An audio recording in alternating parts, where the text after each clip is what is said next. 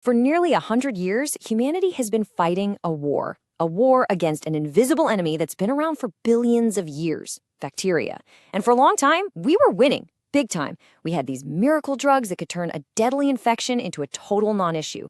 But the tide is turning. The enemy is getting smarter, our weapons are failing, and this right here is the story of a war we're dangerously close to losing.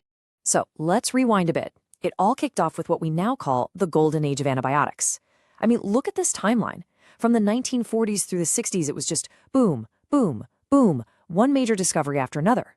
We had penicillin in the 40s, then tetracyclines hit the scene in the 50s.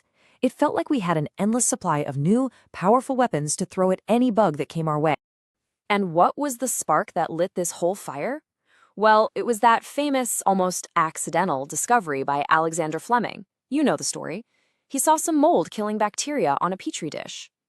But it took the massive, world-spanning effort of World War II to turn that lab curiosity into a mass-produced, life-saving drug. Penicillin didn't just change medicine, it turned it completely on its head. And you have to understand, this created this profound sense of security, almost invincibility. For the first time in all of human history, we actually had the upper hand against bacteria. Suddenly, major surgeries were way safer. Things that used to be a death sentence became minor inconveniences. Life expectancy shot up. It really, truly felt like we had conquered this invisible world.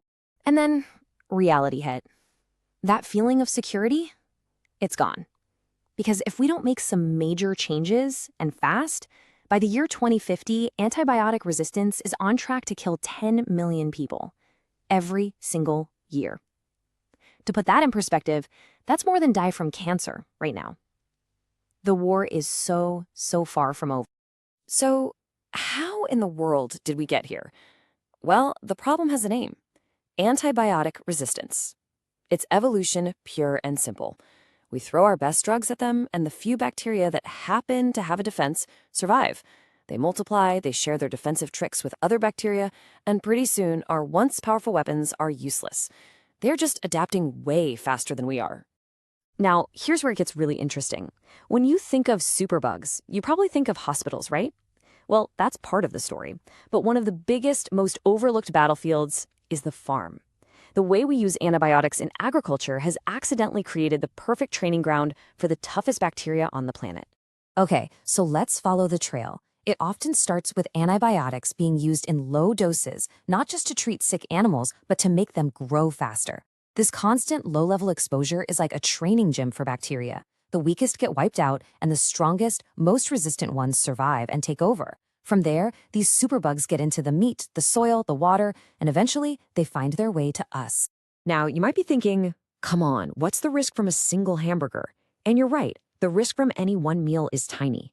But this quote absolutely nails the problem. It's all about scale. Think about it. Billions of people eating billions of meals. Even a tiny risk, when you multiply it by that many chances, becomes a massive highway for resistant bacteria to move from farms into the general population. So we're fighting a two-front war here. Not only is the enemy getting smarter and stronger every day, but on our side of the battlefield, our arsenal is basically empty. We've hit a wall. Our ability to create new antibiotics has slowed to a terrifying crawl. I mean, just look at the data. These numbers from the World Health Organization are just alarming. The number of new antibacterial drugs in development isn't just flat, it's actually projected to go down. We are moving in the exact wrong direction, right when we need to be hitting the accelerator. And here's the other kicker. The few drugs that are being developed, they're mostly just slightly different versions of old drugs. Since mid-2017, only 2 approved antibiotics were from a genuinely new class of chemicals. We're essentially just repainting our old weapons and hoping the bacteria won't notice. It's not working. So why? Why did we just stop? Well, it's not a scientific problem, it's an economic one. It's actually a pretty simple but brutal business decision. If you develop a new drug for, say, high cholesterol, a patient might take it every day for years. That's a steady, reliable profit. But a new antibiotic, you take it for a week, maybe 2. And doctors are told to use it as little as possible to stop resistance from developing. So it's just not profitable. Okay, so it sounds pretty bleak, I know, but this isn't the end of the story. Because with our old strategies failing, scientists are getting creative. They're developing entirely new, incredibly clever ways to fight back. Maybe we can't just overpower the superbugs anymore, but maybe, just maybe, we can outsmart them. And this brings us to one of the most exciting ideas out there, phage therapy. What are phages? They're viruses, but they don't infect us. They've evolved over billions of years to do one thing and one thing only: hunt and kill specific bacteria. So instead of a chemical bomb that wipes out everything, think of a phage as a microscopic guided missile that takes out only the enemy. And the real genius of this is that we can use evolution, the very thing bacteria have been using against us, and turn it back on them. As this quote gets at, we can essentially train these phages in the lab. We can guide their evolution to make them even better assassins, specifically targeting the most dangerous, most resistant superbugs out there. And this is where it gets really, really clever. We can set up an evolutionary trap. So, for a bacterium to defend itself against a phage, it often has to change its outer shell. But here's the trade-off. The very change that protects it from the phage can make it totally vulnerable to our old antibiotics again. We force it into a no-win situation. Either it gets killed by the phage, or it gets killed by the antibiotic. Checkmate. And it's not just phages. We're finally bringing the big guns of modern tech to the fight.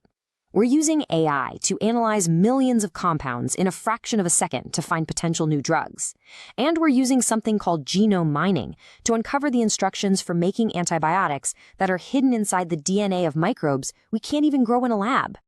So what you can see is that winning this war isn't going to come from finding just one more magic bullet. No, it's going to require a complete overhaul of our entire strategy. We have to combine new economic models with these incredible scientific breakthroughs to build a system that can last for the long haul. So here's what that new battle plan looks like.